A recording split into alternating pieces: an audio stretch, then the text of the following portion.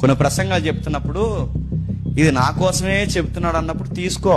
కొన్ని ప్రసంగాలు చెప్తున్నప్పుడు నన్నే గద్దిస్తానన్నప్పుడు తీసుకో.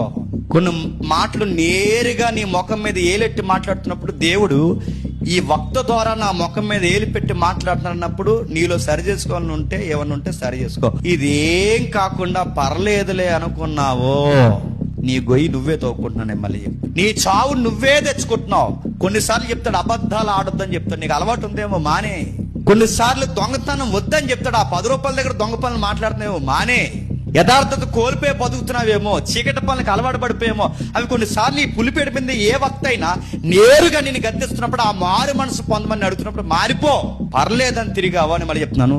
నీ పేరు మరిచిపోయేలా చేస్తాడంటే నువ్వు అక్కడ బతికావన్న సంగతి కూడా ఈ లోకం మరిచిపోయి ఎంతగా నాశనం చేస్తాడేమో. నీకేం అర్థం అవుతుంది చెప్పండి? ఏదన్నా ఒక వాక్యం విన్నప్పుడు పలుమార్లు గద్దించినప్పుడు విననొల్లకపోతే చెప్పండి హఠాత్తుగా ఏమవుతారని చెప్పండి, మారనేస్తారు. కొన్ని సావులు హఠాత్తుగా వస్తాయి. ఎందుకు వస్తున్నాయి? కొన్ని సావులు హఠాత్తుగా వస్తుందంటే ఏమో నీకు ఏం వార్నింగ్ ఇస్తున్నాడో. కొంతమందికి ప్రమాదాలు జరుగుతుంటాయి, యాక్సిడెంట్లు అని అవని ఇవని, ఏమో నీకేం వార్నింగ్ బెల్ల కొడుతున్నాడో. కొన్నిసార్లు నేను ఏ ఆర్థికంగా కొట్టొచ్చు, ఏమో నీకు ఎందుకో సరి చేయాలనుకుంటున్నాడు. కొన్నిసార్లు నీ హెల్త్ మీద కొట్టొచ్చు, ఏదో నీకు పాఠం నేర్పాలనుకుంటున్నాడు. కొన్నిసార్లు నీకు ఒంటరితనం అలవాటు చేయొచ్చు, ఏదో లెసన్ నేర్పుతున్నాడు. ఇవి నీకు హెచ్చరికలేవే.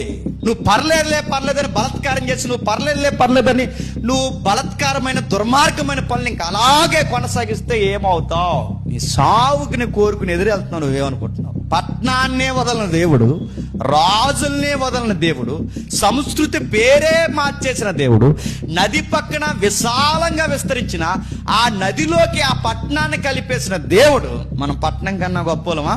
ఆ సంస్కృతి కన్నా మన చరిత్ర అంత గొప్పదా? ఆ రాజుల కట్టడాల కన్నా బలమైన గృహాలు మనవే.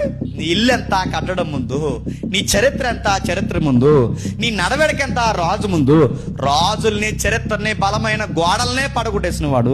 మనవి మన బతుకులు దేవుడి ముందు ఎంత. కొన్ని ప్రసంగాలు వింటున్నప్పుడు మీరు సింపుల్ గా తీసుకోకండి. చెప్పినప్పుడు దేవుడు ఎందుకో చెప్పాడు, మార్చుకోవాలని మారిపోండి. సంఘానికైనా, వ్యక్తికైనా, సంసారికైనా, నీకైనా, నాకైనా దేవుడు ఒకసారి చెప్తాడు, 2 సార్లు చెప్తాడు.